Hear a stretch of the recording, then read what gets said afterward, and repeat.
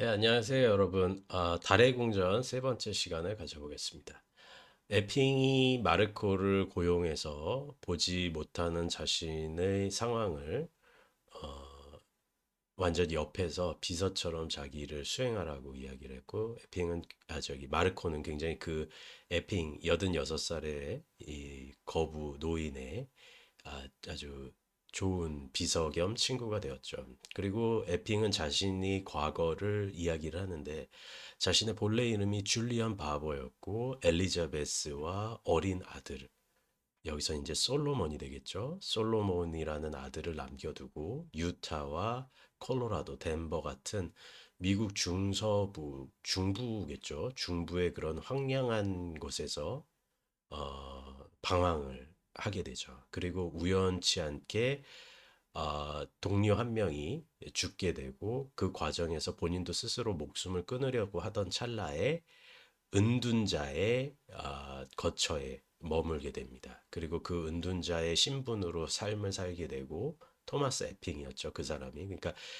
신분을 바꾸게 된 거죠. 그리고 그리샴 형제를 어떻게 보면 그 산적대들을 어, 일망타진함으로써 그들에게서 받은 돈으로 인해서 미국으로 다시 돌아오게 되고 줄리안 바버는 완전히 실종이 된 상태에서 본인이 토마스 에핑이라는 그 새로운 인격으로 사업을 융성하게 한다라는 이야기까지 말씀을 드렸습니다. 이 이야기를 마르코에게 다 전해준 이야기였죠. 그리고 그는 솔로몬 바버라고 하는 본인의 아들을 찾아가 보라고 마르코에게 은연중에 말을 하게 됩니다. 자, 318쪽. 5월 3일인가 4일이 되자 에핑의 기력이 급격하게 떨어져 12일까지 목숨을 지탱할 수 있을 것 같지가 않아 보였다. 그래서 나는 그에게 아직 생각대로 되어가고 있다고 안심을 시켜줄 삼으로 그가 날짜를 물을 때마다 틀리게 알려줬다. 나는 그의 삶이 12일에 끝난다는 확신을 가지고 있었다.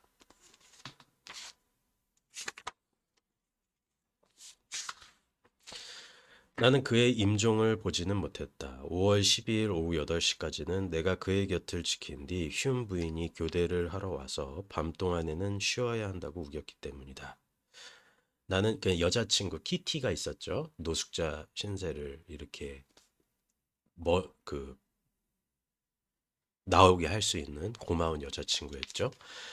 321쪽. 나는 키티를 불러내어 달의 궁전에서 식사를 한 다음 텔리어 극장에서 두 편 동시 상영 영화 중에 한 편, 제와 다이아몬드라고 그런 영화를 보았다. 좀 유명한 영화인데 저도 보지는 못했어요.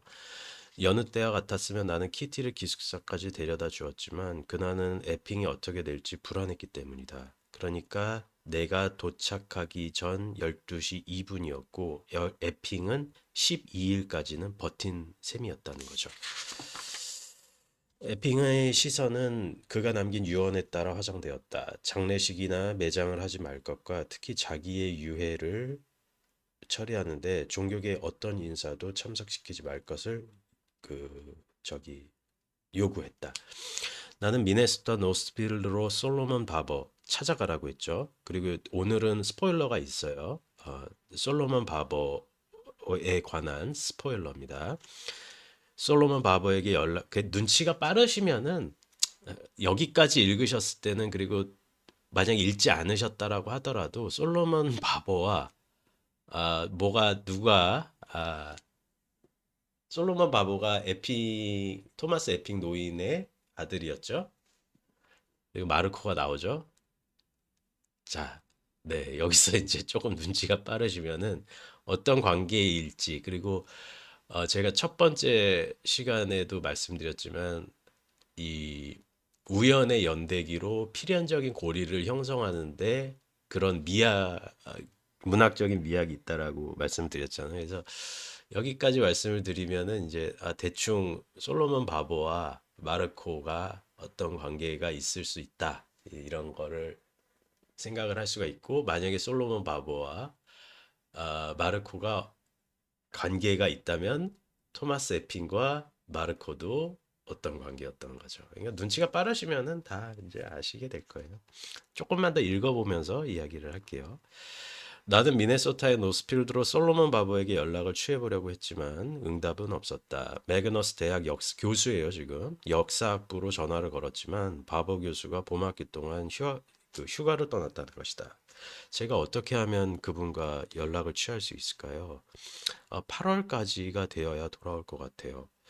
이틀 뒤 흉 부인과 나는 시체 안치소에서 에핑의 유골을 수습했다. 유골은 빵덩어리보다 별로 큰 것도 없는 회색 주물단지에 있었고 나로서는 에핑이 실제로 그 안에 들어있다고 상상하기가 어려웠다.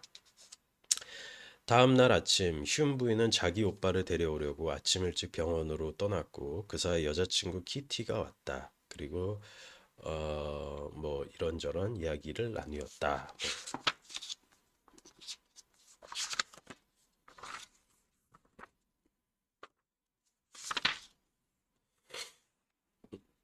그 뒤로 조금 넘어갔어요. 조금 넘어가서요. 333쪽. 그 뒤로 8달 동안이나 하여튼 조금 돈도 많이 이렇게 남겨줬어요. 그 토마스 에픽 노인이 이렇게 음으로 양으로 마르코를 도와줬어요. 근데 네, 하여튼 333쪽. 그 뒤로 8달이나 9달 동안 꿈결 같은 시기가 이어졌다. 나는 예전 같으면 생각할 수도 없었던 삶을 살았고 내가 이 지구상에서 보낸 어떤 곳보다 천국같이 느껴졌다. 나는 에핑이 남겨준 돈을 받은 지 일주일 뒤에 키티는 하단년을 마쳤고 6월쯤 우리는 살 곳을 이렇게 마련했다. 어떻게 보면 토마스 에핑이 이렇게 좋은 그거를 준 거죠. 새 집도 마련하고 이제 둘이 같이 살면서 미래를 조타하기 시작을 하는 거죠. 337조. 나는 에핑의 사망 기사를 타임즈 신문사로 보냈지만 그쪽에서는 아무런 응답도 하다못해 거절하는 편지 한 적도 없었다. 내가 에핑의 요청에 따라 월간 미술세계로 보냈던 좀 더 긴 글도 게재를 거절당했지만 나는 그들이 보인 조심성을 부당하다고는 생각하지 않았다. 나는 에핑을 위해서 적어도 얼마쯤은 수고를 들어야 할 의무가 있다고 느꼈다. 그러니까 어떻게 편지를 보냈냐면 바버는 실종되었을 당시 세상에 별로 알려지지 않은 젊은 화가였죠. 하지만 그는 분명히 존재했습니다. 나는 뉴욕 선지에 실렸던 이 사망 기사로 제가 지난번에 보냈던 편지의 신빙성이 충분히 입증될 수 있을 것으로 믿습니다. 나는 그 주 말쯤 편지를 한 통 더 받았지만 그것은 또 다른 거절의 부실에 지나지 않았다. 한때 줄리안 바보라는 화가가 있었다는 사실은 기꺼이 인정하겠습니다. 하지만 그것이 토마스 에핑과 줄리안 바보가 동일인이라는 증거가 되지는 못합니다. 이렇게 이야기를 하죠. 조금 나태한 날도 보냈다, 뭐 책을 읽었다, 이렇게 이야기를 하고 있다가 이 사람이 곧이어 솔로몬 바버를 만나게 되죠. 그는 그 솔로몬 바보는 342쪽 타이탄처럼 거대한 체구에 그처럼 잔뜩 부풀어 오르고 살이 붉어진 몸집이란 그를 보고 있으려니 나 자신이 위축되는 느낌이 들었다.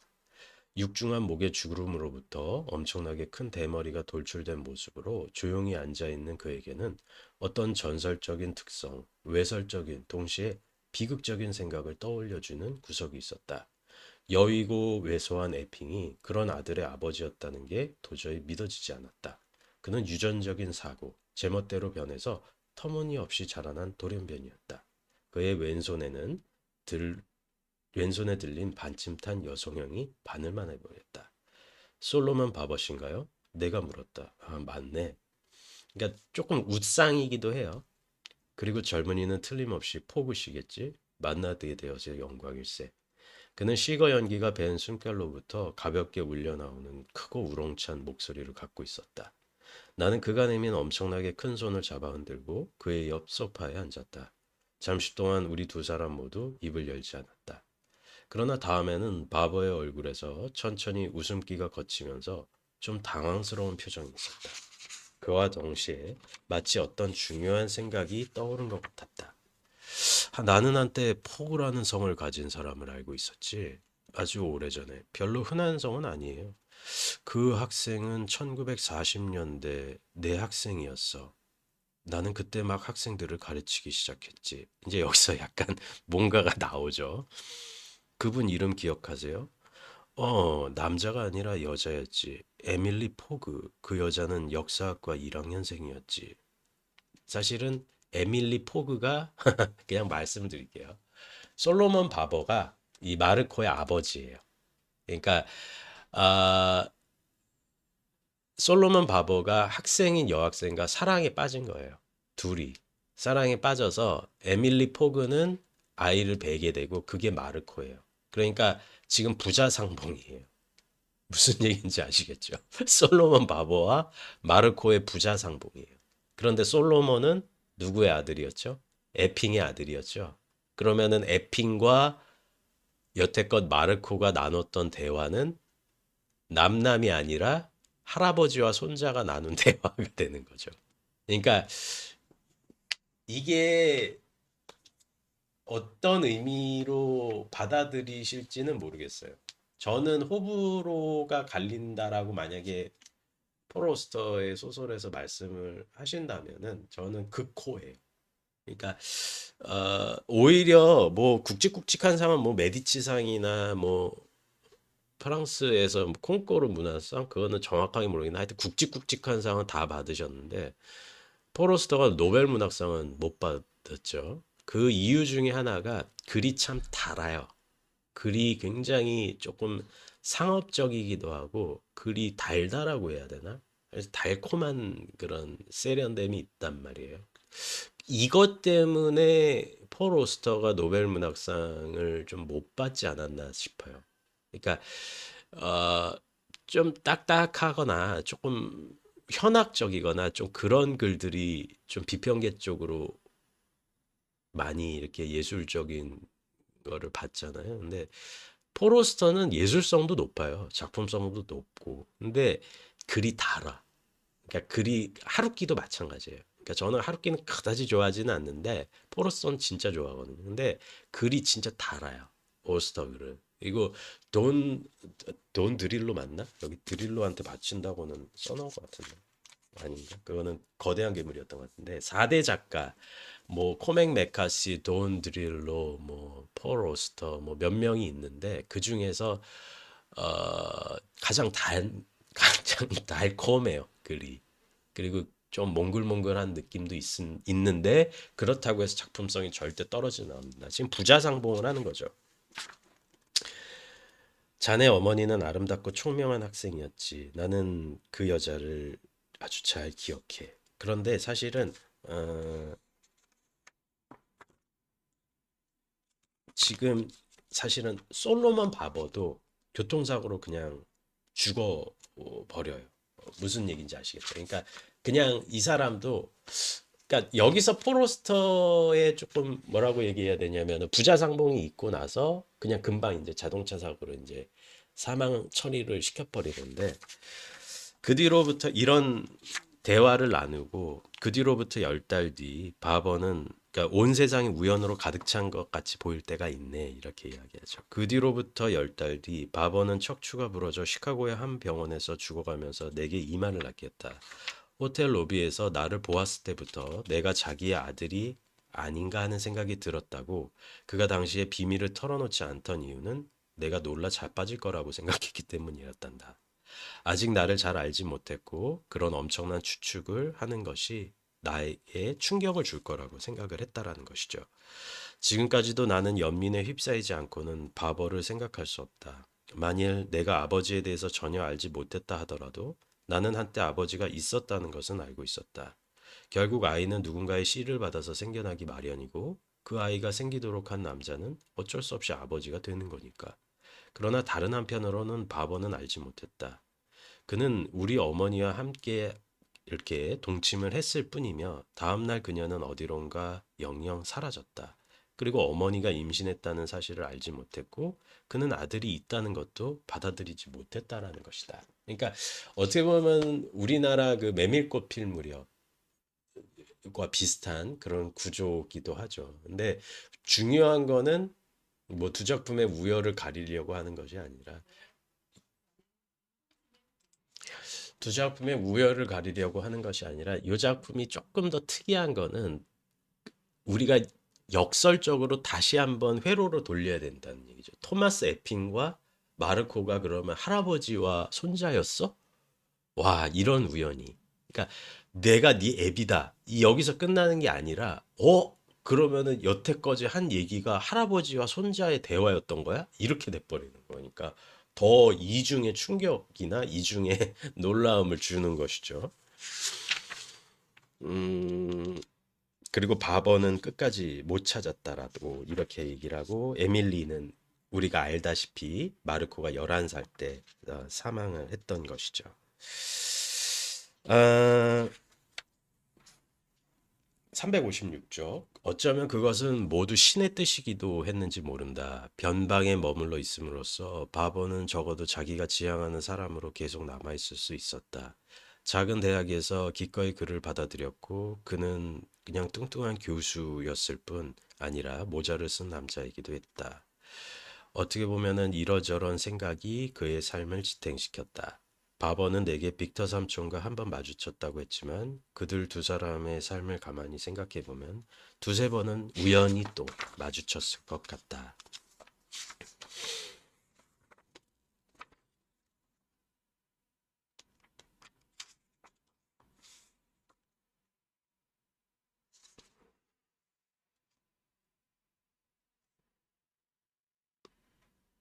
하도 365쪽. 그는 어머니를 별로 자주 보지 못했고 그의 어머니는 상태가 좋은 날에도 그의 이름을 잘 기억하지 못했다.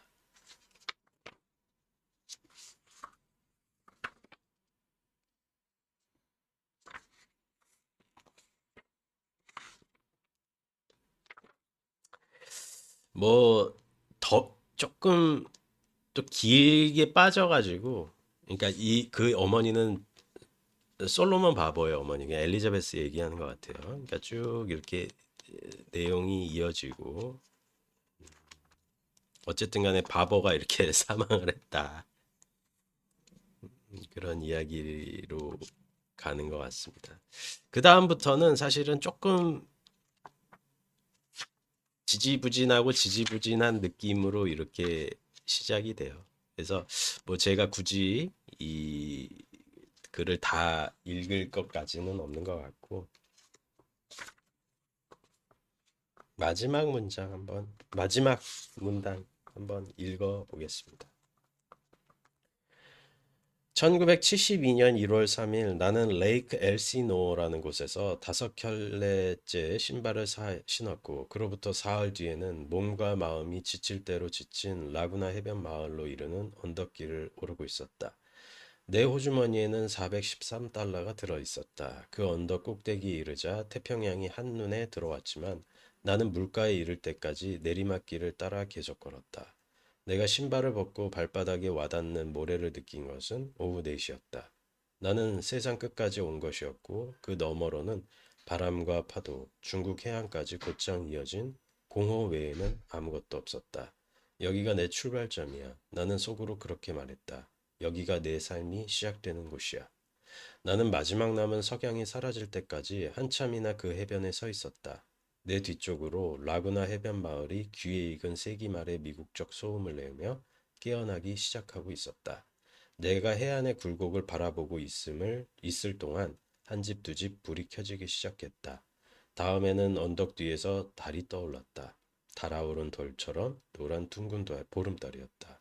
나는 그 달이 어둠 속에서 자리를 잡을 때까지 눈 한 번 떼지 않고 밤하늘로 솟아오르는 모습을 지켜보았다. 자, 조금 제가 많이 중간 부분을 건너뛰었는데 조금 뭐 냉정하게 얘기해서 지루해요. 좀 지지부진하고 솔로몬 바보가 어떻게 살았고 또 자기 어머니가 어떻게 살았다라고 하는 얘기인데 토마스 에핑 노인이 자기가 그 소설 속의 소설에서 그렇게 총격전을 벌이고 신분을 바꾸고 이 이야기에 비해서 상당히 좀 가독성이 좀 떨어지는 게 사실이어서 그거는 좀 요 소설의 단점이기도 해요. 중언부언이 좀 많기도 하고 그러니까 재밌게 보실 수는 있어요. 재밌게 보실 수는 있는데 저는 그냥 좀 걷어냈다라는 점을 말씀을 드리고 지금 이 글에서 우리가 어떻게 보면은 다시 한번 이제 제가 느끼는 게 뭐냐면은 우리는 어떻게 보면은 세상을 다 안다라고 생각을 하죠. 왜냐면은 내가 해석하는 한에서의 세상이니까 세상을 다 알아차린다라고 생각을 하는데 알고 보면은 그것은 우연의 일치로서 지금 이 순간에 우리를 존재하게 하는 우연의 일치일 수가 있다는 얘기예요. 그런데 이 과정에서 우리는 그 어떤 필연도 자꾸 찾아내려고 한다라고 하는데 그 필연을 찾아내는 과정이 사실은 이 글의 초반에 강박적으로 마르코가 책을 탐닉하는 장면이었던 것 같아요. 그러다가 결과적으로 토마스 에핑이라는 노인을 만나게 돼서 타인의 시선으로 보는 법을 배우게 되죠.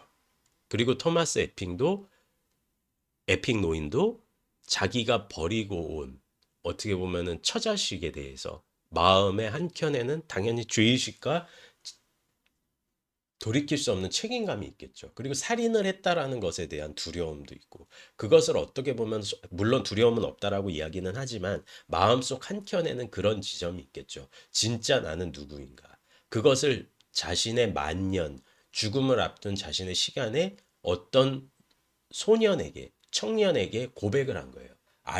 몰랐겠죠, 당연히. 여기서도 우연이겠죠. 몰랐고 솔로몬 바버를 찾아가라고 이야기를 한 거예요.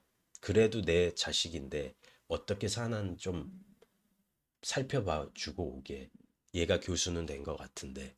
보고는 있었겠죠. 그리고 이 마르코가 사실은 11살 때 어머니를 여의고 그렇게 외삼촌과 살았다라는 거고. 그런데 알고 보니까 솔로몬 바보가 포그라고 하는 희성, 아주 희귀한 성을 근거로 해서 그 사람 알아요라고 얘기하고 이 아이가 사실은 내가 예전에 조금 연문이 있었던 어떤 여학생과 사이에서 낳은 아이일 수가 있구나라고 생각을 했던 거죠. 그리고 솔로몬 바버도 안타깝게 그 이후로는 조금 빨리 사망 처리가 되고요.